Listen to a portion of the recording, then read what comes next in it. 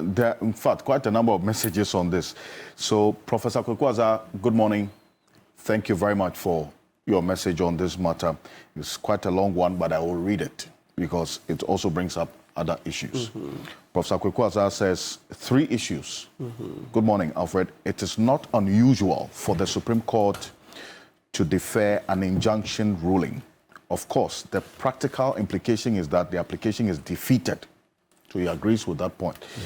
The problem is this myth that an application for injunction serves as an injunction.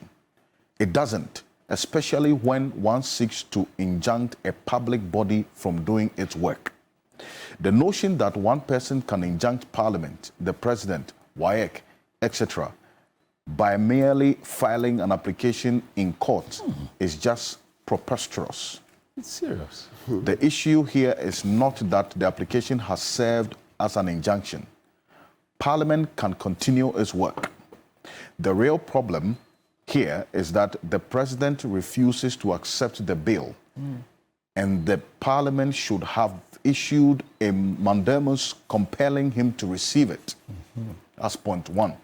2, Article 108 deals with money bills, which are bills that deal specifically with financial issues such as imposing a tax or a charge on the consolidated fund, public loans, etc. Every bill has financial implications, but merely because a bill has financial implications does not make it a money bill under Article 108. Yeah. Otherwise, there will be no reason to empower the Speaker to determine whether a bill is a money bill, since all bills have financial implications. Nor, frankly, will the idea of vesting legislative power in Parliament make any sense, since only the President can introduce bills. The third and final point that he makes is that the court is being a busybody here. Its job is to interpret the Constitution in the context of actual disputes. Here, there is no law. Even when the bill becomes law, it must be applied to a person before a live dispute arises. Yeah. One can't simply take a law to the court and ask that the court declare it unconstitutional. The proper way to address any issues with the bill before it becomes law lies in the realm of politics, not the courts. The court risks too much of its capital by inserting itself into such political processes. That's Professor Kwaku-Azah, quite a long one, 3 very important issues that he raises. And it also puts some matters that we had earlier raised into proper context as well. Yes. Let's do this quickly in a few minutes. I need to round up and go to the next issue. Now, the other point I want to raise is that there are several matters concerning Parliament, cases brought against Parliament or by Parliament itself or members of Parliament that are pending before the court. Regarding the work of Parliament, the court appears to be laissez-faire about them. And yet Parliament is called upon, even at midnight, to adopt reports concerning nominees to serve on the Supreme Court. And we do so with alacrity. When businesses of judiciary comes before the floor, we do so with alacrity. That is a pain for me as a member of Parliament. That when a case concerns the work, the core mandate of Parliament can be treated as though it's a normal civil litigation. To take a normal, slow, painful process course of adjudication. When Parliament begins to treat matters from the judiciary or the executive with the same laissez-faire approach, what will happen? So I agree with Nana Ohene told that. Yes, there must be priority. Matters must be prioritized. In fact, even in the realm, in the heavenly realm, there are hierarchies. Some matters are more important than others, or willing. George Orwell says we all animals, but some animals are more important than the others. Yeah, more equal. More equal than the others. So I want to suggest that when cases come before the court, that borders on the core mandate of the organs of state. Imagine that persons are nominated to serve on the Supreme Court, and somebody goes before the Supreme Court to challenge Would the court treat that matter in the same way that they are handling this one? Okay. They would have dealt with that matter with alacrity to pave the way for the process to continue. Well, So I just want to urge the court. Then finally, I heard the AG in his grant of interview that he empowered Parliament for the introduction of private members' bill.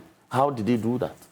As the Deputy Attorney General, what did he do? well, he stated it. Yes, and I'm saying, what did he do? He didn't do anything. Okay. He should stop speaking in those manners. Well, the power for private members to introduce bill is in Article 106(12). Once he doesn't bother on financial bills, we had the power to introduce it. AG, as a Deputy Attorney General, he didn't do anything. Okay. Well, Mr. Kansi, let me ask you a question. So the leak tape, is Godfrey Dami saying he's not going? Yeah, he won't go. We'll see. That well, matter is also playing out. Yeah, what is there are more number of- worrisome is the court hearing him now. Okay. How? There are number The of- court there- itself, the judge I want to itself clear giving him audience. Look. Anyway, This one, Mensa Majid in Becham's, a place called Bechem, Toronto. yeah, Bechem, Toronto. yes. Hey, anyway, says the MPP government is not against. It's a suburb. It says, yes, against the LGBT plus bill for reasons. It says President Kufuor should step up and also speak out on this matter. I think that's what you said. This one here from Yeah, we go TV3. Justice from Tamale. Good morning. So, Council, please, is it the case that the Supreme Court already has a verdict? It says, but holding on and waiting what comes out of the lower courts, then why then allow the processes in the Supreme Court continue if they wanted to take a cue? So it says from the lower courts. That's a question that was. This one says, good morning. Okay. Right. So another one from Musa Abatwa in Aswanse says, Alfred, I strongly disagree with the Supreme Court's ruling in this matter. This decision does not reflect the values and sentiments of the majority of Ghanaians. And it says, I agree with, it says, Eche on this. Okay, I'm sure that's what you want to say. This one here from, it says, from Nana Kwame sends us a message from Ho, says, Lawyer Martin Pebbles' position on this matter is very well known. Having a two and balanced approach to it may be the way to go. In as much as we want this law, we must also make sure that we proceed on a path where if this becomes law, we will not have other matters to deal with. You say, thank you very much for your message. This one from Henry from Koforidia says, what is happening now clearly shows that there are some kingpins that are controlling things that we cannot see. Hadi from Pig Farm, thank you very much for your message. We'll run through them as well. And also to you, Professor Kukwaza, again. Now, this leads us into something that maybe you touched on briefly earlier, cost of living. You know, because after all of this is said and done, it still comes back to the bread and butter issues. Yes. And this week, we saw a number of things. In the global economy, there are three things that controls the fundamentals of the global economy. We call it the 3 Fs. Okay. The fuel, finance, and food. Thank you. If you are able to, as a government, put these factors or these basic issues of fuel, Thank you. food, and finance Thank you. in place and properly controlled, your economy obviously will respond positively. If you have fuel, finance, and food out of gear, your people will suffer. It goes without saying. Thank you. And that's what the global economy is defined with. Now, and I always say that in doing this economic analysis, it is not so much about what you say or how the economy is looking per your perspective or how the statistics look like. It's a lot more about how people feel. Exactly. So we're going to have this conversation bearing in mind that, yes, we are seeing the trends statistically pointing in a positive direction, but also taking major consideration of how people are feeling. Because that is what the economy is all about, really. Not so much about what you say, it's a lot more about how people feel. Cost of living, food items on the market, considerably high. And we asked the major players in the agricultural sector why this is the case. Because they make us understand that we are in the harvesting season. Yeah. And what is synonymous with the harvesting season is that prices of food items are a little cheaper. Yeah. So what has gone wrong this time around? What is different? We visited a number of markets, and just for the benefit of those who listening to us on radio, for those watching on TV, this is the Tamale Yam Market. And we went to the Tamale Yam Market because in Tamale, you would have tubers of yam selling for, in some cases, 3 cedis, 5 cedis. And then maybe you have 3 or 4 of them put together selling for 10 cedis. Okay. What we are seeing is the yam market in Tamale, that it was having tubers of yam, in some cases, being sold for 10 cedis. This is where yam is grown. Can you imagine? Right? Yeah. Some 8 cedis. And it's quite strange to them. Okay. It's not normal. Huh. Right? So this is the Tamale Yam Market. And we have a number of our market women going there to bring the yam down south to sell. Welcome. And it's expensive. So the food inflation at the farm gate is higher. I mean, these food growing areas. Yeah. We are seeing per the Ghana Statistical Service data that food inflation is even higher at these places where food is grown. That's another issue to take into consideration. Okay. Then let's come back. Let's go to the Western region. The Western region as well. We visited the yam factory. Sorry, the yam market. It's okay. Come into the factory. We understand. It's the yam market in the Western region. I want us to take a look at the Western region and what happened there in the yam market when we interacted with the some of the sellers of yam specifically in that market. Take a look. It's a Takoradi market.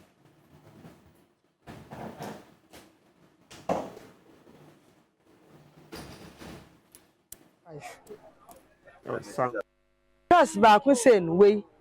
Ben I didn't back 15 and we turn 25. Back 25. Now the net turn 25 and we turn 15. Where 55. Near DJ 50 cities. West 45. Yeah, DJ 40. Near this one. We know where Yamanti last year 50, but not to more 45. We swear 45 Yamanti last year 40. Where's Sarah? 40 over 35 no more. No way so Sarah. We know the opponent. Sisia. Sisia only say a lot of fenya is you. Nagana so near it. The can know. Okoto we no so let's say 100 4,000. Lot of fenya is you. But by this time I'm buyer. But by August and September. Over we no better in 30 and not 25. I can see over the way last by 35. Over September 35. Where 40, where 50. We season because I'm the buyer class. Who for ever. Who for this is just for yam. Okay. Tomatoes, we interacted with some of them as well, who gave us an indication. That place as well, one fruit, tomatoes, is 5 cedis. 5 cedis for one. The yam, he talks about a tuber of yam, the least you can get it there in the Western region, that particular market is 30 cedis. 35, you have a tuber of yam going for as high as 45 Ghana cedis. One. Yeah, I have one here, 40 Ghana. No, the yam that you brought is 40 cedis. Yes, it's 40 cedis. This and slim it's yam, because I chose to buy 3. Otherwise, it said 50. But if I buy 3, then they make it 120. you showed it briefly, but as Yes. we go on, I want to see the side. But this is so it's not strange what we're saying right now. So this tuber of yam that Matipebu is holding is put it on display. Let the cameras capture it. For those who are listening on radio, this yam, I think my full arm is bigger than this yam. Your biceps. See, this is 40 Ghana cedis. Yes.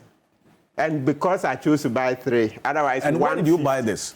Yeah. This is the central. This is Tema Station. Tema Station. Yes. And then that is the central business district. that's correct. Which is supposed to be. So what that means is that if this comes to the Madina or Abokobi market, it's going to be higher. Yes. Because of transportation. Yes. Because the people 50 who bring Ghana. 50 somewhere around North Legon area, there 50 Ghana for one. this yam. In Yes. East Legon. Yes. I bought these tomatoes 2 days 50 ago Ghana for 70 Ghana in East for Legon. a tuber of yam. Yes. Yeah, that's why I see. took the picture. Let's go to the Ashanti region. Yeah, we wanted to paint a national picture for this conversation, not just Accra matter. Let's go to the Ashanti region. We visited a market in the Ashanti region, and this is what the market women told us. Take a look. Tentosin, ne boy de pa. The na 35 million no, and aba from e be 8 million. Adaka. Baba black ne di konsuo ne 12 million and about 3 million a year. 3,500, now 8,000 cedis. Those that are cheaper, most of them are rotten. So you still make a loss. So Pobosia, and that's so. Jane is in a boy day, Nento City a year. Now I don't want to cry. Jenny first 25 million. Onions have become very expensive. Previously, we were buying them at 500 cedis. Now, 1,300, 1,500 cedis. If you don't have 5 cedis, you cannot buy even one small onion. 2 cedis, come on, 5 cedis, 20 na I wanted the last year by this time, the Nanka or from Kakra, be at me 20 cedis on yabi, 30 cedis when you be go on to me fine. By Nano, ne boy ding. About be who said by Moaba, as when a boy the boy that's so. Last year by this time, it was moderate, but now the yam has become very expensive. 25 cedis is the least. Okay, so that's Kumasi. Kumasi, they said the yam, the least you can get is 25 cedis. That's half of what you showed us. Okay. The smaller size. Have you called me? So that is for the Ashanti region. Okay, send me. Let's come down south to the Greater Accra region. My colleague Joe Blaboja visited the Malam Mata market. At least, Lamatibebu, you gave us a situation at the central business district. Because where you bought this is where the people who go to the north to buy the yam actually come to sell. Yes. So the other satellite markets come to the central business district to come and buy and take it to the Abokobi, North Legon, Madina markets. Yes. And that place you bought this for 40 cedis. Yes. I can imagine what others are going through. And we all know when you what go is to the happening. tomato market, right? The railway, the full box, yesterday I got it for 1,000. And when we counted, we got about 1,700 and something pieces. When we divided by the 1,000, one tomato fruit goes for 1 cedi, 80 pesos. So it appears tomatoes have come down.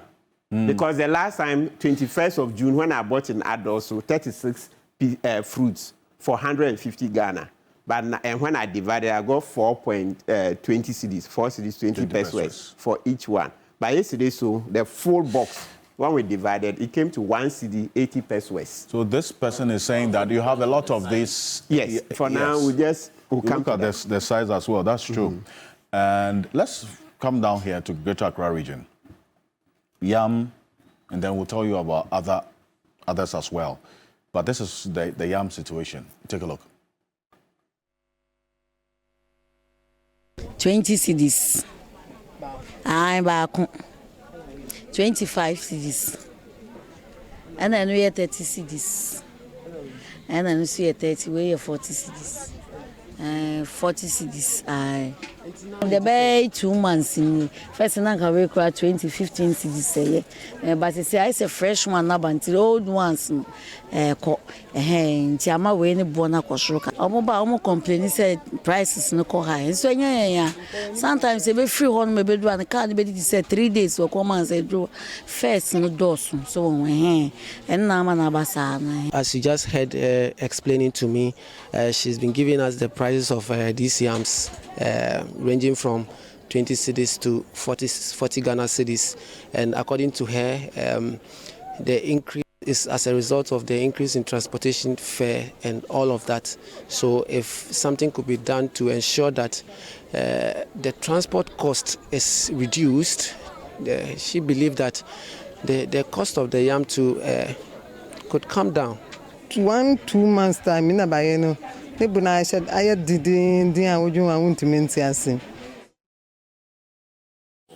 So you have the yam there. In fact, we interacted with some onion sellers as well and crates of egg as well. Now, this is the full picture. I didn't want us to have this conversation without having a touch of reality, going on the ground to know exactly what is going on. Okay, so we number of you, our viewers, are asking us if this is just, yes, this is the 40 cedis tuber of yam that lawyer Martin Kpebu is talking about. And in fact, some of you are buying this for 50 cedis in the satellite markets in some various communities. Let me welcome Professor Patrick Esuming. He is an associate professor at the University of Ghana Business School and also a development economist. Professor Patrick Esuming, good morning, welcome to Key Point. Good morning and good morning to viewers. Also with us is the General Secretary of the General Agricultural Workers Union. And he's in the private legal practitioner already, or in the making? In the making. Edward Karawe is with us in the studio. Mr. Karawe, good morning, welcome. Thank you, sir. Now, so when we're having this conversation before the show last night, telling me about this, we are in the harvesting season. So under normal circumstances, price of food items are supposed to be lower. So why are we experiencing this hike in food prices? Well, good morning to those who are listening to us. This is an abnormality. We have a trend, and the trend has changed. So what it requires is for us to look for the reasons why the trend has changed. And if you look at why the trend has changed, there are a number of factors. One has to do with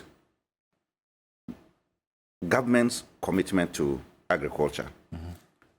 Whether or not government is maintaining an investment level that is good enough for agriculture. If government investment is reducing, it is possible that total output would also be reducing because farmers will not be able to afford all the inputs to support production. Mm-hmm. The second thing has to do with Galamsey, which is so major. All agricultural lands, either existing food crop lands, mm-hmm. including cocoa, including oil palm, including rubber plantation, are all encroached. So if the existing farms are already encroached, maize, if cocoa farms can be encroached, how much more maize? If oil palm trees can be encroached, how much more maize? So, one, the existing farms are encroached upon. Two, the lands that are available to be used for production are also encroached upon. So, the overall land space that is available for food production is declining. The third point has to do with the rivers. You can't do farming without rivers because we are at a lower level of agricultural production. We are not using so much sophisticated technology to produce. Therefore, you need water from the rivers. If you take cocoa farmers, for instance, they can no longer use the river waters to irrigate. Not even to irrigate, to put in their knapsacks and then spray. Because the water is heavily polluted. So they have to carry fresh water from the house to the farm to put in those knapsacks to be able to spray. And you can also see that if you take the Bono regions, the BA area there, gradually they are moving away from food production. It used to be an enviable position for those regions, the BA enclave, for food production as a food basket. But recently, they are now moving away to cashew production. You know, so the lands available for food production is also declining. If you go to Western, Central, and Eastern, the food crop farms are also being used for oil palm production. They are also used for rubber plantations, and now heavily encroached by Galamsey. Now, climate change has also been here with us. The rains do not come the time that we want them, and when they come in quantities that we cannot control, or sometimes not desirable for production. So what do we have to do? Even we knew about this many years back. That's why we're building irrigation dams. Today, for over a period now, we cannot boast about any single dam that we have built. The policy to build one village, one dam was a good one. But today, if we go on the ground, where are those dams? They are just non-existent. You say they are non-existent. Does it mean that nothing was done or no dugout or anything was done? Because government talks about some of these dams in operation and are serving the purpose. You are on the ground, so what's there? Dams have different purposes. Okay. If it's a dam for irrigation, it must be able to contain a lot of water to be used at the time that you need it. Because irrigation, the system of irrigation in Ghana is such that it's the flooding system. So you need to flood the whole farm, and that takes a lot of water. So within the dry season, when you are doing farming, you need to flood. And those dams do not have water. So they don't have water at the time that you need them to have water, that in the dry season, because they are too small, I see, and they are built mainly within the northern zone. And high temperatures, many months of drought or lack of rain, they dry up. So they are just really not suitable for the purpose they were intended. If you build them for other purpose, no problem. But for irrigation, they were just not. So during the dry season, where you go, they are all dried up. The few that they say they have built are dried up. Then the major dams, again, it's so disheartening that we can talk about agriculture and we are not ready to invest in agriculture. The Polgo multipurpose dams, it should have been commissioned by now if we were on time, because it was 50 months the time it was launched. Well, the explanation is that because of COVID, some of the funds that were expected to come in did not come in. And, you know, this was supposed to be an externally funded project, is it not? Alfred. So almost $1 billion. The point is not about why we have not done. The point is that we don't have a dam today. We just do not have a dam, and there's no irrigation dam. What within the period the government has done was to do some rehabilitation of some of the existing dams, like the Tono Dam, you talk about the Pong and part of it. But we have not added significantly to irrigation agriculture. So all these things put together, low investment, Galamsey encroachment, no irrigation, what you expect is that you have low output. And what we are experiencing is not just about theory. We have heard in the past that we're doing well in food production, in maize production, in rice production, and whatever. But it's also within the period that the poultry industry collapsed. And the main ingredient of the poultry industry is maize and soya. You know, rice. We were told many years back that by 2023, Ghana will be a net exporter of rice. But we did nothing. Today, we cannot say that we are exporting rice.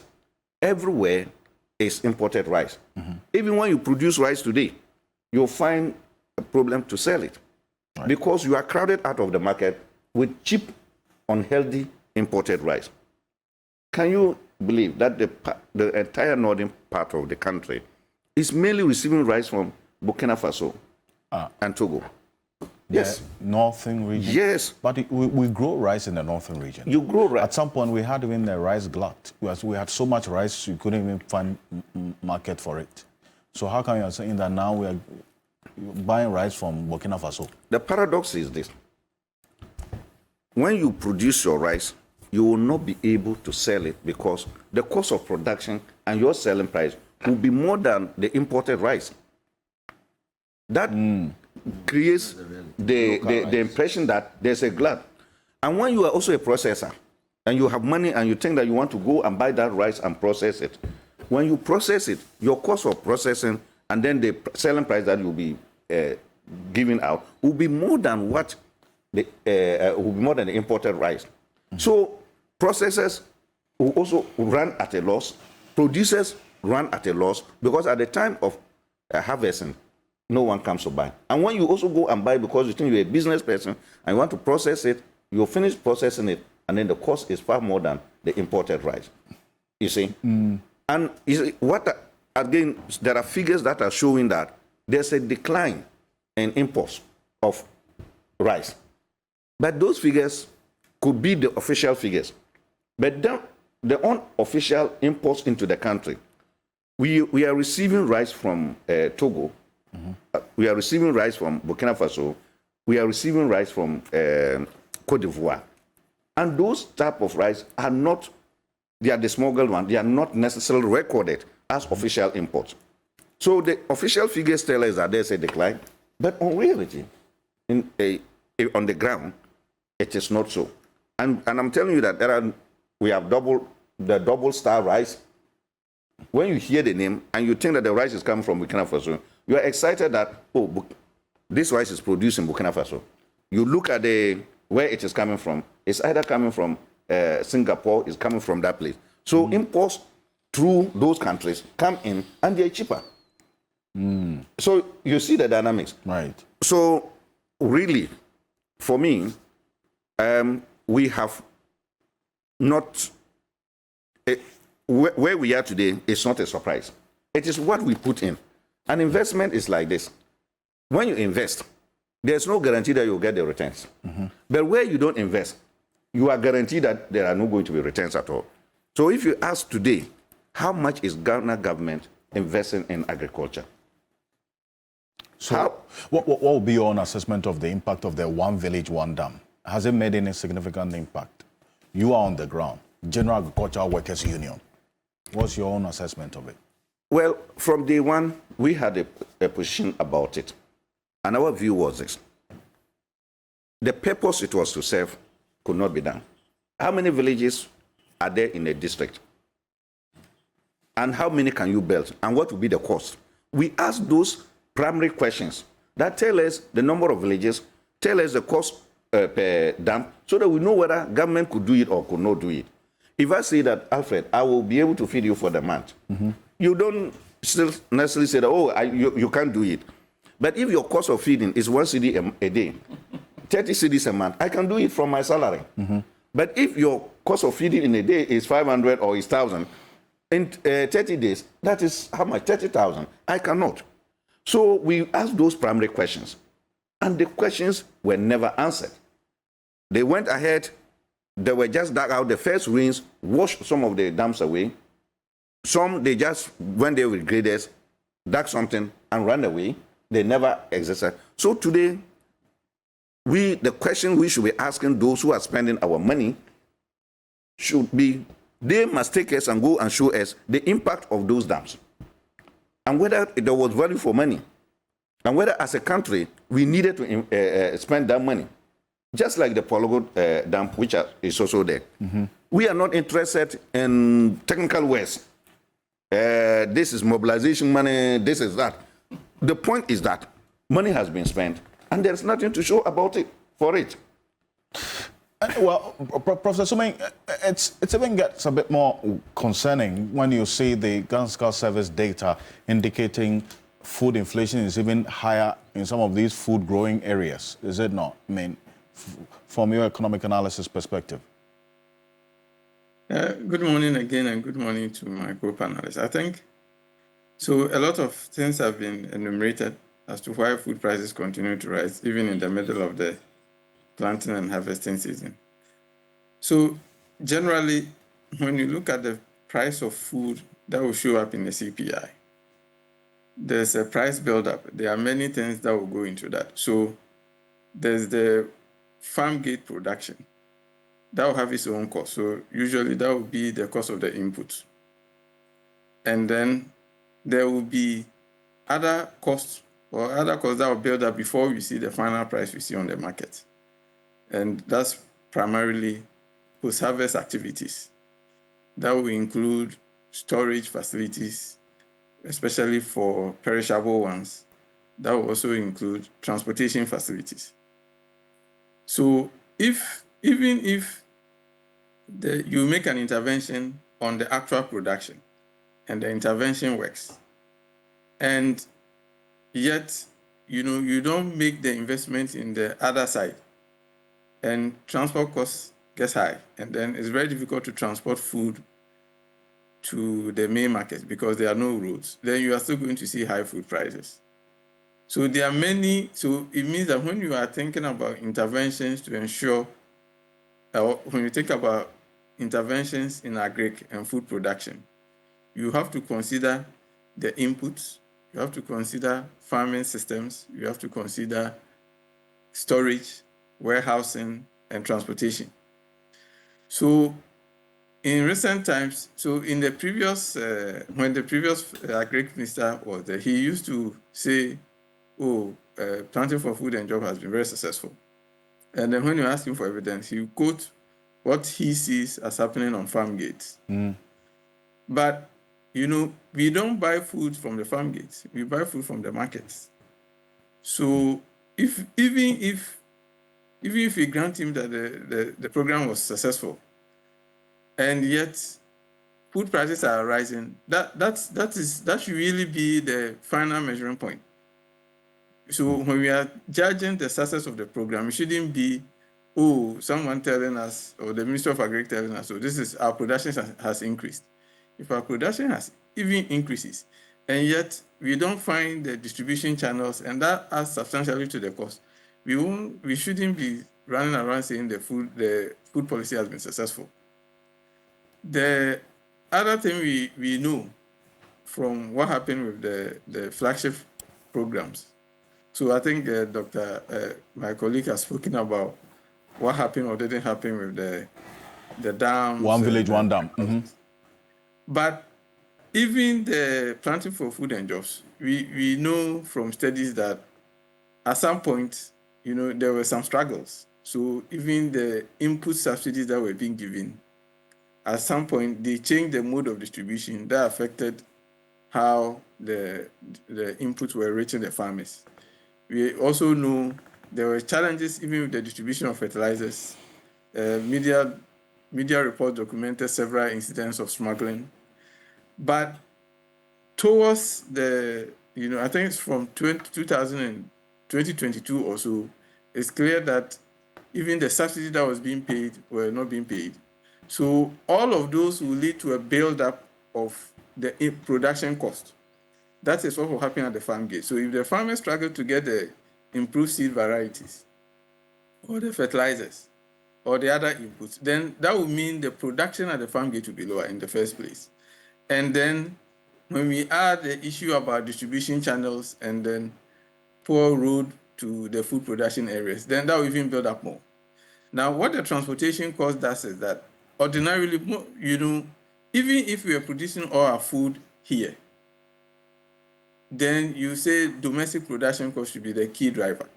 But when you bring in the transportation costs and the fuel elements, then it means that every time fuel prices are going up and transport costs are going up, things that are more subject to the exchange rate, then it means that even domestic food that we grow domestically becomes subject to the currency fluctuation. So there have been many things.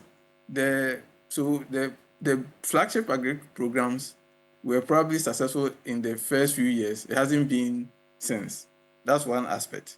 And then the other aspect is that the interventions were not comprehensive enough, in the sense that we didn't look at the whole chain from production to distribution to the final consumer.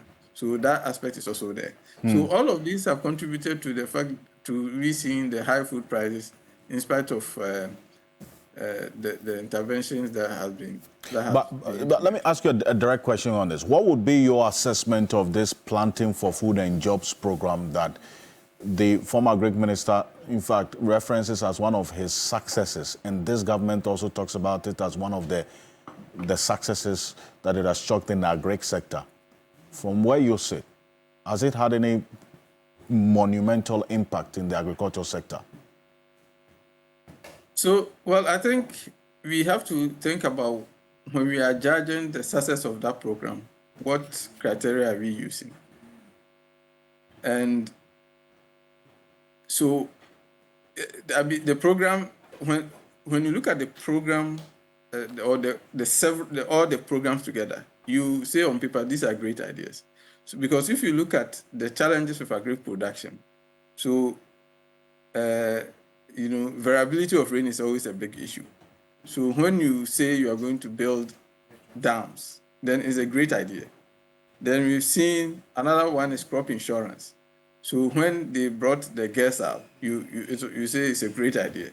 Then you look at the storage aspect. So when you say we are going to do the one village, one district, one warehouse, it sounds a great idea. Then we look at the input itself, because the quality of the input used and then the price of the input used are big issues. So when you say you are going to implement programs to improve agriculture, all those, so if you look at the combination of programs that were mentioned, they were great ideas. I think from the research that I've seen, it looked at in the initial years where the distribution were using especially the Department of Agri employers, and making sure that they are reaching the farmers. And then also the extension services were really being scaled up. So especially in later part of 2017, 2018, maybe some part of 2019, you do see the production numbers kicking up if you look from other independent sources. But the challenges emerged. The challenges very quickly emerged. I think one of the challenges we saw was that, we are giving farmers subsidized fertilizers. One problem is that we never made any plan to ensure that the fertilizers will be sustainable, because we were importing the fertilizers. So the moment the disruption in global supply chain started, and then we couldn't get fertilizers from other places, then suddenly, it became a problem. True. So when you put all of those things together, for me, the measuring criteria will not be what people are telling us, food production has increased up to this point, but what is happening to food prices. And also, what are people getting the inputs? If you tell me that the production has tripled or doubled or whatever you say, and yet we are not getting enough meat to feed for poultry feed, we are not getting, and the price of maize are going up, and we are still importing maize, you can never convince me that the program has been successful. Of course, if you define a very narrow criteria for assessing success and saying, look, food production is increasing on farm gates, and therefore it's successful, then you'll be praising yourself. But overall, I don't think the fact that food prices are rising and the fact that we've done this program for about 7 years and we are still food dependent tells me that the program has not been very successful. I see. Now, and I'll hold you on a bit and while we come back in studio. And there was this question about sometimes it gets a bit surprising how some of the statistical representation by the Ghana Statistical Service reflects a disconnect with the reality. Professor Asuming, do you feel that way sometimes? Maybe you don't go to the market, maybe whoever you send to go to the market, you get that sense that there's that disconnect of what the Statistical Service is saying and what the reality is on the ground. Well, so yes, I may not physically be going to the market sometimes, but actually I do go to some markets, and then also even if the one that I'm not the one buying, you ultimately you get to know what is happening. But generally, I don't think there's a disconnect between what the number that Statistical Service put out and what people are actually feeling. Don't forget that those numbers are actually a reflection of prices. The Statistical Service don't make numbers from space. They go to the same market that we go to, and then they collect the prices. I think one thing is that sometimes people use or misunderstand the inflation. So, for instance, in the period where we say food inflation has dropped from 55 to about 44 to about 22 or something, we should not misinterpret that to mean that prices are falling. Prices are still rising. So, even in the period where we say the rate of inflation has dropped from 54.1 to 23.1, it doesn't mean prices have fallen. Prices are still rising very quickly, except that if they were rising 54%, now they are rising at a slower pace. So I don't think there's a disconnect at all. I think people should just understand the concept. And also sometimes there's too much focus on the year-to-year, and we don't look at the month-on-month. For short-term price movement, the month-on-month gives you a fair idea.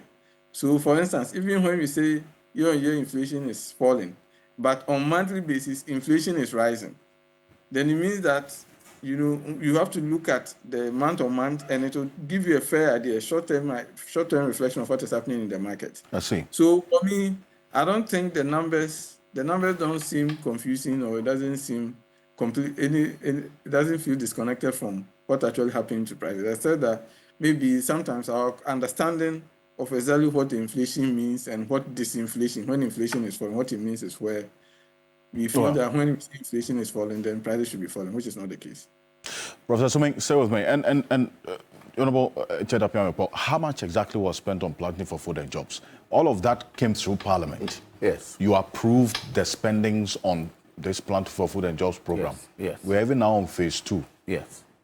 Phase 1, how much was spent in total? Now, if you look at the figures, as I quickly quote from Parliament, the program was launched sometime in 2017 when the president was freshly inaugurated. It was such a flagship program. Even me, I had hope in it, because we were hoping that, for instance, if you come to my constituency in Sabdai, you could have 100 acres of block land farmed, either with maize, and other vegetables. So at the end of the farming season, you can actually determine how much we got from that project. But that was not how they implemented it. They began to give subsidies to persons. Even it got to a stage, if we are not politically aligned, they don't give you. I think it was part of the problems why the program failed. Then 2, we've sunk in nearly 3 billion Ghana cedis. 2018, we gave them 400 million Ghana cedis. For the PFJ? Yes. 2019, we gave them 380 million Ghana cedis. 2020, we gave them 400 million Ghana cedis. 2021, we gave them 439 million Ghana cedis. 2022, we gave them 614 million Ghana cedis. 2023, we gave them 660 million Ghana cedis. For planting for food and jobs? Yeah, so they call it phase 1. Now, phase 2, we are giving them nearly $1 billion to launch the phase 2. So you heard the minister, for instance, say that he has put aside $40 million for when the flood happened last year. If you recall, he mentioned that there's some $40 million to deal with farmers who suffered the flooding, the water in the lower water basin and all that. We don't know how that money, for instance, has been applied. What is happening is that they implemented the program poorly. There was no assessment. It's just like the Green Ghana project. We've spent millions of Ghana cedis claiming that we are planting trees. When you ask them how many trees you planted, they say we planted 40 million trees. Where are the trees? They can't point to one. Because when you go to the wild and plant trees without anybody curating the trees, attending to them so that the trees grow into proper trees, they are the mercy of the weather. You are a member of the Public Accounts Committee. Yes. Was it an issue that you seek some accountability? Yes, yes, this, indeed. Green Ghana. Yes, because I am comparing such major policy by government that have failed. We also advise that, look, the Green Ghana project, plant the trees in lots. So you can plant, for instance, 50 acres of tree seedlings and get people to man it and tend it so they grow into a wood lot. That will become like a wind vane. They are not doing that. It's the same as planting for food and jobs. Corollary to this is the program to do one district, one dam. And you heard the minister for... One village, one dam. One village, one dam. You heard the then minister for special initiatives, Howard Kumsin, say that if you give me 150,000 or 200,000 to build a dam, what kind of dam do you expect for me to build? In fact, that statement is the testimonial of how the project was implemented.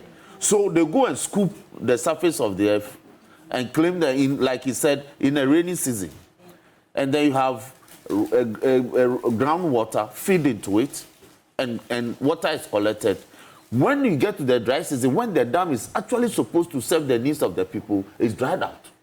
And that's what they've done all over the place. So that program, again, which is supposed to be a complement to the planting for food and jobs, so we can have sufficient food production, also failed. So all the sister policies that are supposed to allow planting for food and jobs succeed, failed. Then it dovetailed into his earlier point that in trying to secure our farmlands from Galamsey marauders, we failed. So you have farmlands that have been overtaken by Galamseyers, and they are degrading the land at rapid rate. So the person goes for fertilizer, he's supposed to apply, his maize farm is gone. What is he going to do? He will sell it to other people who are into other food production. And worst of all, cost of transportation. Look, when I was younger, to increase price of fuel in this country, it could even lead to a demonstration. So once you increase price of fuel, every other thing went up. The price of every other thing went up. So it was such a fetish thing when prices were about to be increased of fuel. It was done like a ritual, carefully done because of the repercussions. Now we are so fatigued by how rapid prices of fuel goes up. The frequency, so we are so inundated that we become immune to it. We are fatigued by it. Now we are buying a liter of fuel at 15, nearly 16 cedis. True. All right? So the transport operator has no choice but to increase transport fares. Transport fares or transportation play a major role in food distribution.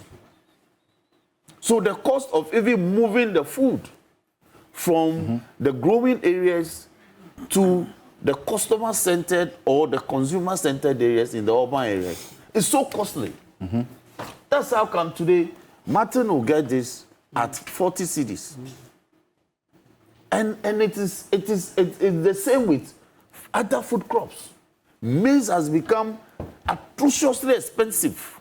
Maize, which is the mainstay cereal of our people, you can't buy. Meanwhile, everybody is capable of growing maize at his backyard. But that is not happening. Okra, which is present in nearly every food in this country, you can't buy.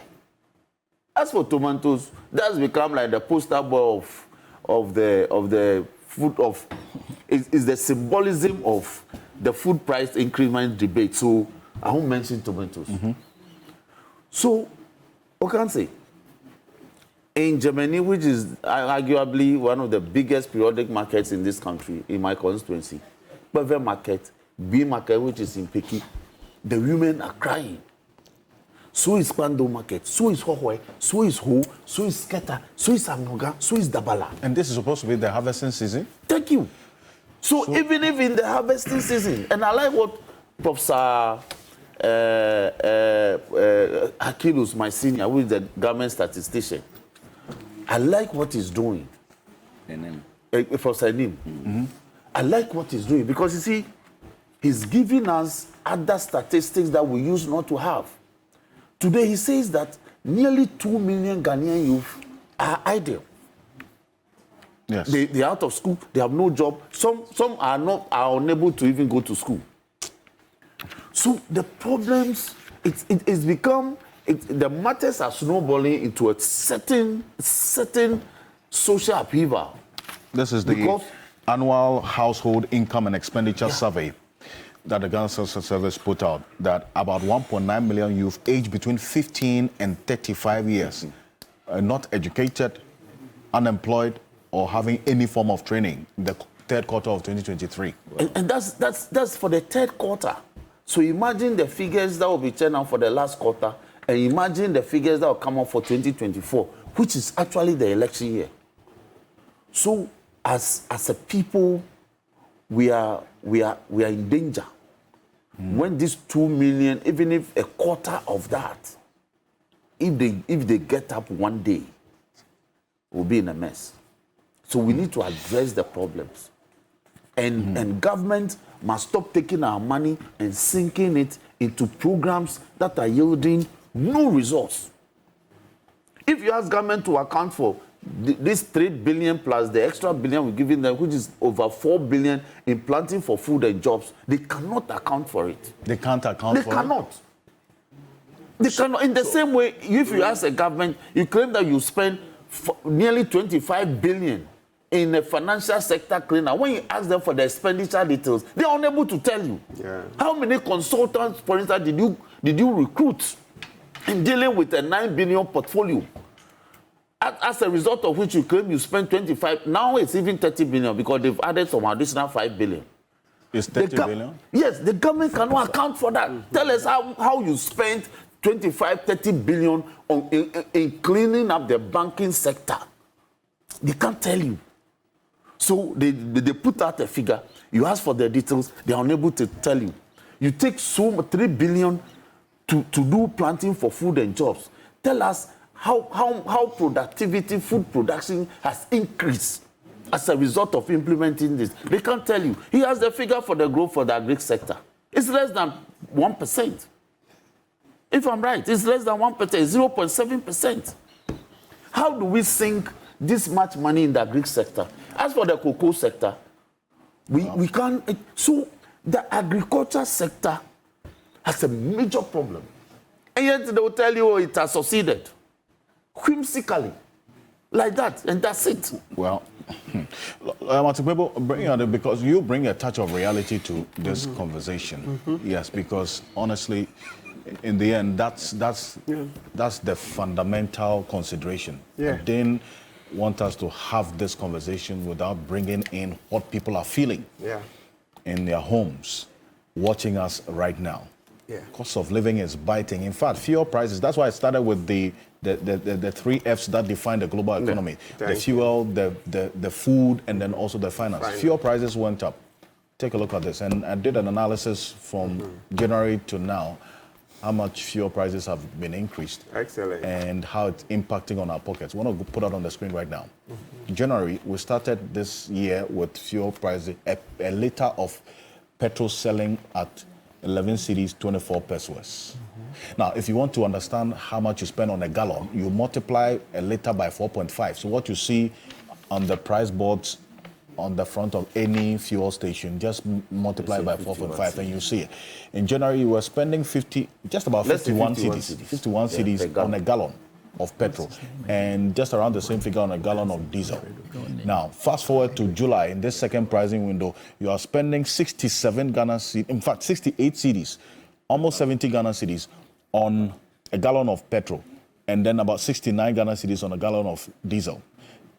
The difference between January and now is about 18 Ghana, in fact, is in the case of petrol, 17 cedis approximately on a gallon. And if you have a vehicle that, depending on the tank size, you probably have to buy 876 gallons. So you multiply and you see how much you're spending now. And then that's of diesel as well. So that's for fuel. The next F, which is for finance, in fact, these are the list of taxes on the 1 liter of petrol or diesel that we buy. Almost 4 cedis out of the money you pay for a liter of petrol is taxes, all taxes, about 13 components, levies and margins. Then when it comes to finance as well, look, that state of the pocket defines exactly how you talk. That's the reality. People, and the check that you had on the market with this one. Yeah, it's crazy. There's one which is 35, and the one that I bought 35, I don't know, I left it in the car. When I measure it to this, I see that the 35 cedis one is more expensive because the extra, this 40 cedis, when I look at the extra size, oh yes, I see that. I think we need to be weighing. So thank you. Thank you. That's where we become Europeans. Yes, that's where we should be starting from. It's not a question of being European, but getting money, value for money. Yeah. Thank you. That's one of the key points we should be making, because these variations in the prices is unsustainable. Yeah, because if you compare the 35 cedis one to the 40 cedis one, you see that there's a lot more. And you see that, it's arbitrary. So we should be looking at standards, Ghana Standards Authority coming out with laws. Of course, it's not a one-day thing. No. Gradually, then we'll educate the market women, etc., right, to gradually get... Market men. Yes, market men. Because, you see, plain truth is that, listen, let's say it plainly, otherwise we will not make progress as a nation. A lot of this cost of living crisis can also be attributed to the sellers, the traders. Because you see what we've seen. Like the tomato thing I said, when I bought the full box for 1,000 Ghana and divided, I got one for 1 cedi, 80 pesos. Well, so factor and the other elements of yes, but we are stretching it.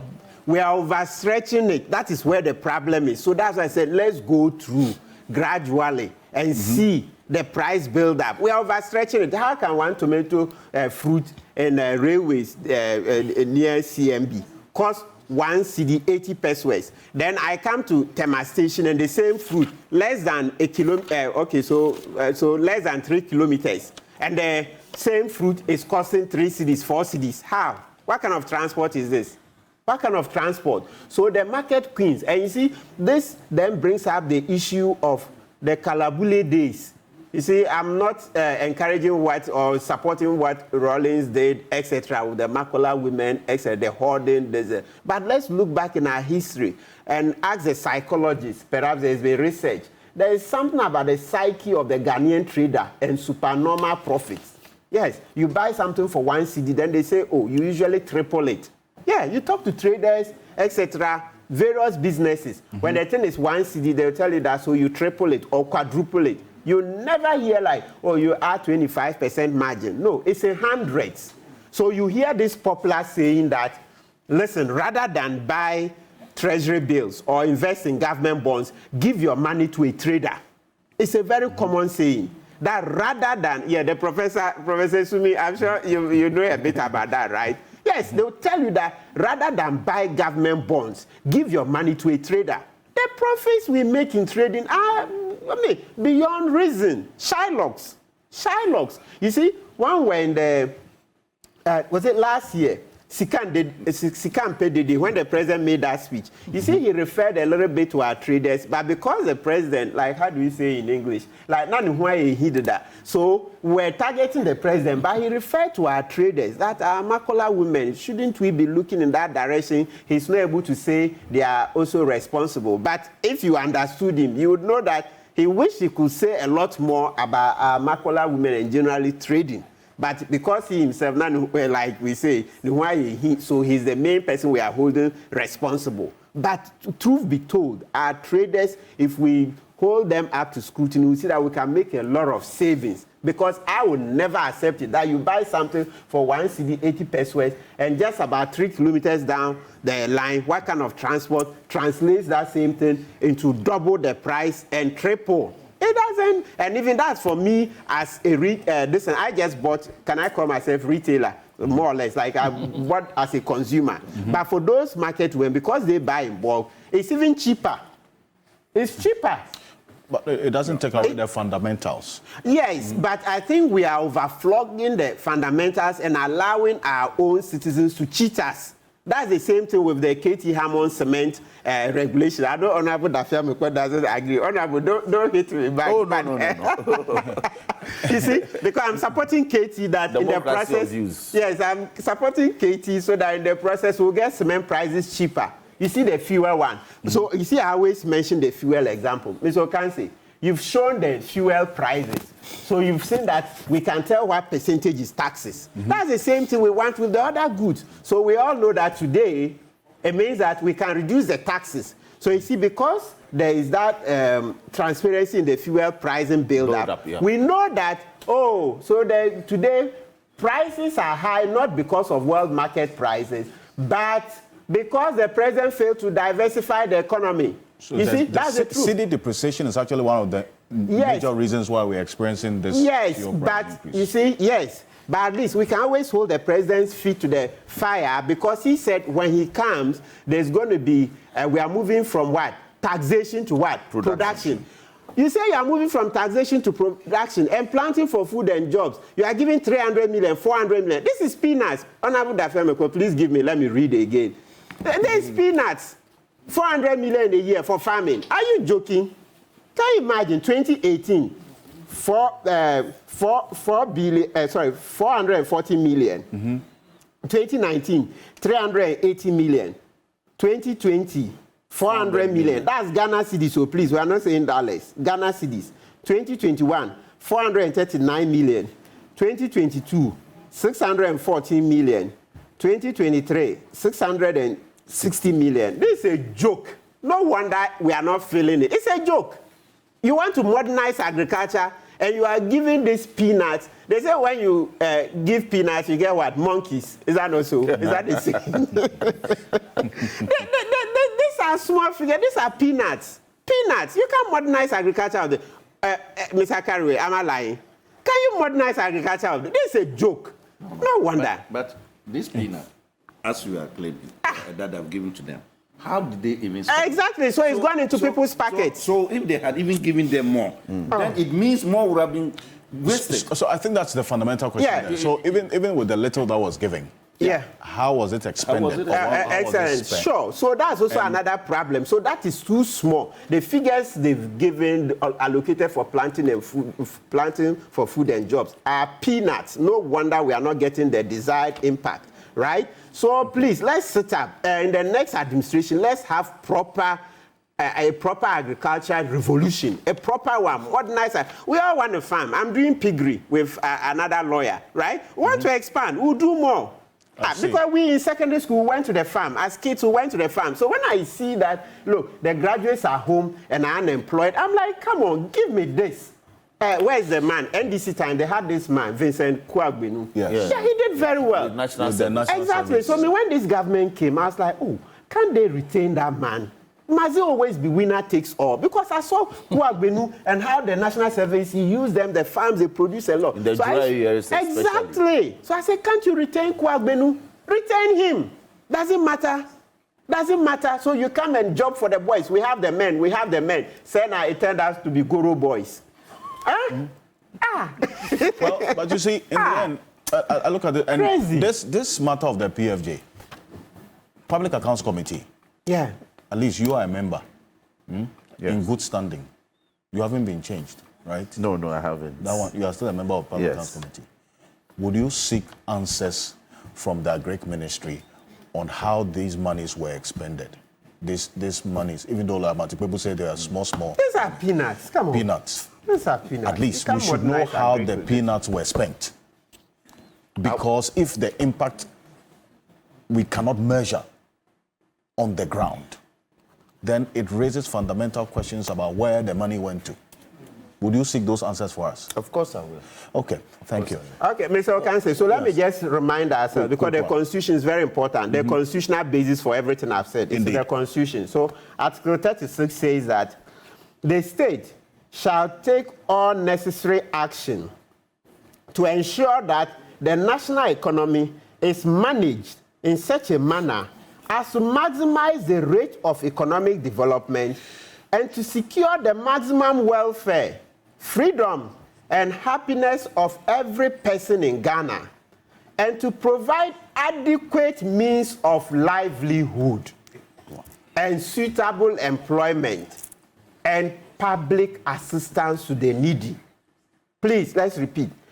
Secure maximum rate of economic development and to secure the maximum welfare, a welfare economy, not just capitalist, demand and supply. So you see, welfare economy, freedom and happiness of every Ghanaian of every person in Ghana, and to provide adequate means of livelihood and suitable employment and public assistance to the needy. So as long as that 10% of our population can't find food to eat, government is failed. You have no business saying you are building more roads when you haven't fed the people. You have no business buying V8s when you haven't fed the people. You have no business bathing in the sky. President Kufuor hiring the jets and bathing in the sky when you haven't fed the people. You have no business undertaking these other things that are not relevant. You have no business having a government of 86 ministers with V8, so much for them, entertainment, etc., when 10% of your population cannot find food. No, you have no such business. When we don't have CT scans in our hospitals. And let me bring Nanoye into, please. It ties into something that Kwesi Pratt Jr.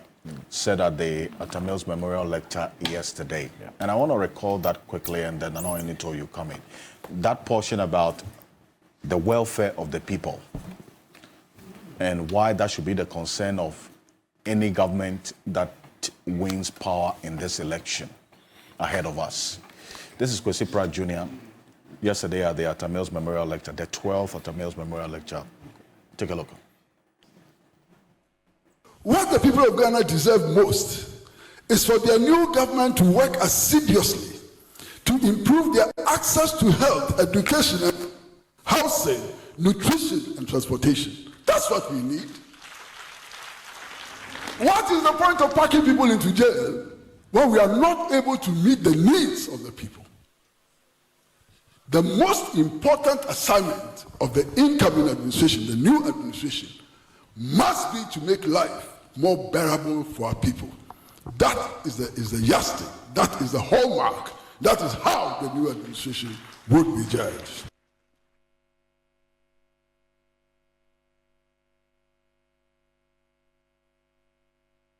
And if ties into Matibebo's earlier session and what he just said, that the preoccupation make life bearable for the people.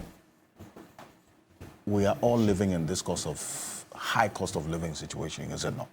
Now you need to bring you at this point. And what should be the major consideration or the thought of any government at this point going forward? Yeah, thank you very much. I think this discussion, I mean, whether you like it or not, takes you right straight into Alan Kyerematen's Great Transformational Plan. Straight. We're talking about agric specific. We're talking about, even within agric, particular projects and programs, how they were handled. We're talking about the macroeconomy. I mean, we're talking about food prices, all of these issues that directly fall in the laps of government. Now, mind you, government is government. Whether it is NPP or NDC, once you are in office, you are government. So you take responsibility.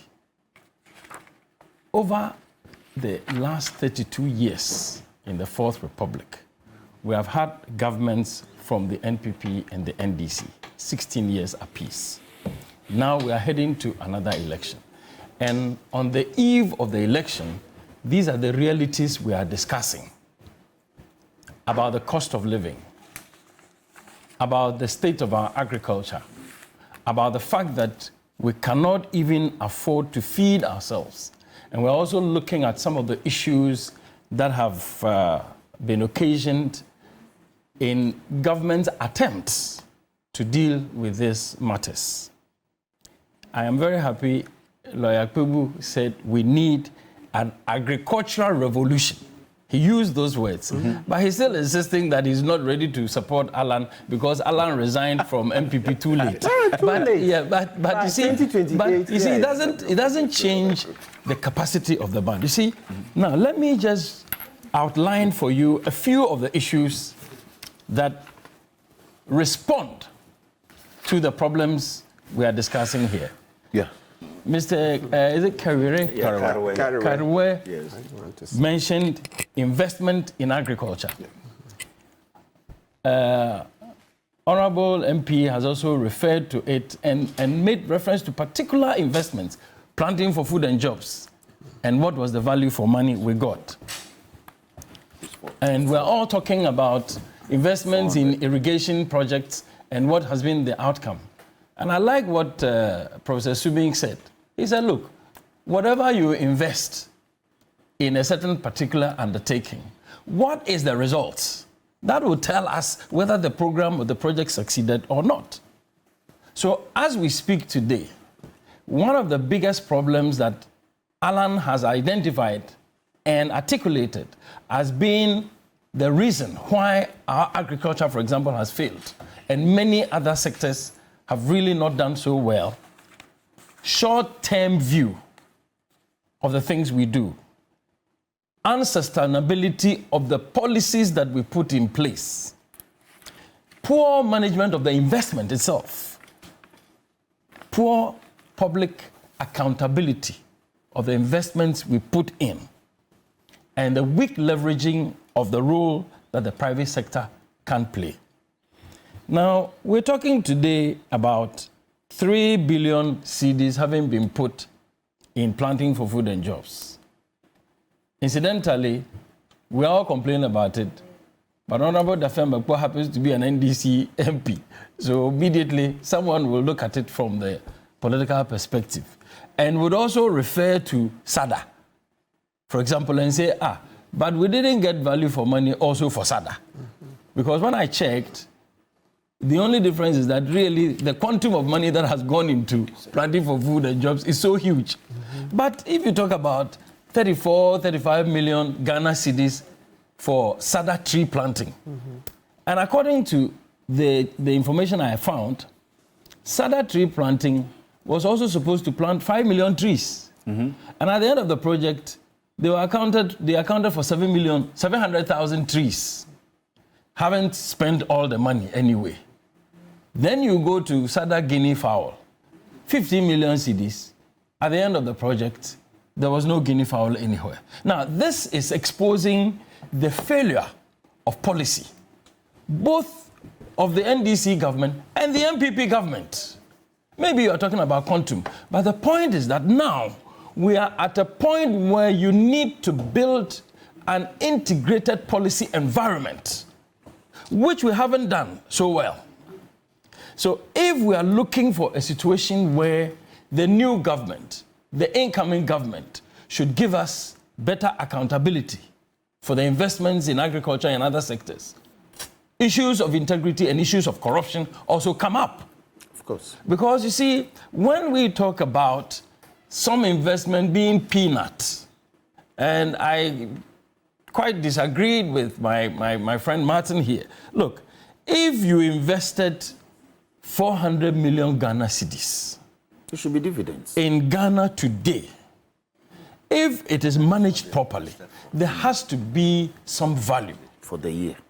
Of course, I do agree that the investment we need to make in agriculture and in other sectors is huge. But the whole point is that the policy environment is flawed.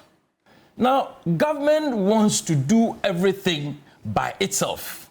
Alan Kyerematen is saying that, listen, Government cannot find enough taxes to build roads. Government cannot find enough taxes to build cocoa plantations, cassava plantations, oil palm plantations, maize plantations. These are very profitable, productive, and prospective private sector ventures. All government needs to do is to set out a certain policy framework that makes it possible, that gives assurance to private sector investment, whether it is internal private sector or external private sector. But when the policy environment is flawed, when the environment is seen as being flawed with even public sector corruption, it becomes difficult for the sectors to operate. The issue here is that Alan is telling us, listen, I've given you a little idea about what government needs to do. If government puts together a simple paper, just paper, with sound ideas that gives direction and regulation and incentives and responsibilities, general regulation, in a very important sector such as the automobile sector, government didn't need to spend 1 pesewa. And within less than 5-6 years, you have 6 world-class automobile giants established in Ghana today, producing brand new cars. You can do the same for agriculture, if the policy is correct. You can do the same for road construction and infrastructure, for the energy sector. You can also give a clear policy direction for dealing with public sector mismanagement and corruption. Now, if you do these things and the policy environment improves, we're not going to sit in Ghana having our rivers and water bodies all polluted because of Galamsey. And Mr. Kairi was talking about it, and it is a very serious matter. I mean, I didn't even think about the dimension where farmers have to carry water from the house in order to go and mix the chemical, which they will use to spray or to... I didn't even think about that bit. So the water bodies close to the farming areas are so very badly damaged. Yes. And the MPP is telling us that after the MPP presided over Galamsey, which was of course started from the NDC time anyways, it's always been there. It took a certain turn by the time the MPP took over. With the current situation of our farming lands, with our water bodies, with our rivers, and the state in which we find ourselves, MPP is still telling me, Ohininto, and Ghanaians that we should still vote for them. NDC couldn't stop it. MPP couldn't stop it.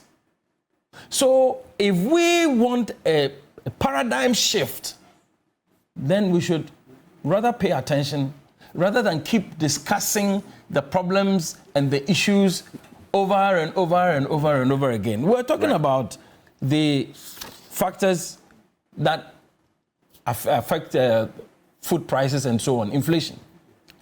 And I like what Professor Swimming said. It's difficult to simply pick an inflationary figure and make a general statement. But, of course, we do have the statistics. Indeed. And they help us to make some general assumptions of our situation. Now, when you look at the broad averages from 1992, by the time the NDC administration, forget the PNDC, was exiting from an inflation rate, a general inflation rate of 10% in 92. 2000, Kufuor taking over, 40.24. What I checked is right now. 2008, when Kufuor was exiting, MPP was exiting, it was 16.5. By the time NDC took over, that was from 2008 to 2016, 16.5. Within that period, NDC did quite well, 17.45. By the time MPP took over 2017, it was about 17, 18%. By 2020, it went down very, very drastically, 10%. As we speak today, we are hovering around 32%. So the trajectory of managing the whole economic environment, the macroeconomy, which has to do with our agricultural production, which has to do with value addition, which has to do with export earnings, which eventually will determine how much we have in our kitty to be able to deal with whether it's fuel prices or imported goods that we need, medicines and so on and so forth. We have really fallen so low. So if we are talking about the need for change, it is not just a slogan. Our realities are telling us that in the agricultural sector, in the macroeconomic sector, in governance, in almost every sector of our living today, Ghanaians need a drastic change. That drastic change cannot be business as usual. Because in the Fourth Republic, we've seen business as usual. So I am saying that let us be real with ourselves. Those who are expecting some major radical change, should John Mahama come back, I don't see the evidence. Where is the evidence? Because John Mahama has a track record. Bawumia has a track record. Alache Martin has a track record. And in fact, when you check these three top politicians today, I believe there are others in the presidential race. If you check their track record, if John Mahama tells me I'm going to bring an agricultural revolution, I say, what shows? If John Bawumia tells me I'm going to bring agricultural revolution, I'll ask him, what shows? If Alache Martin tells me I'm going to bring agricultural revolution, I will say, yes, I believe you because I saw you bring a revolution in the automobile sector. Okay. There are difficulties that we have which we need to deal with at the macro, top level, presidential level, policy level. Okay. So if we keep talking about these things, we say we need change. Even up until right now, John Mahama hasn't put his manifesto before us. They've made a few promises here and there. They've put out a few slogans here and there. 24-hour economy and the rest of it.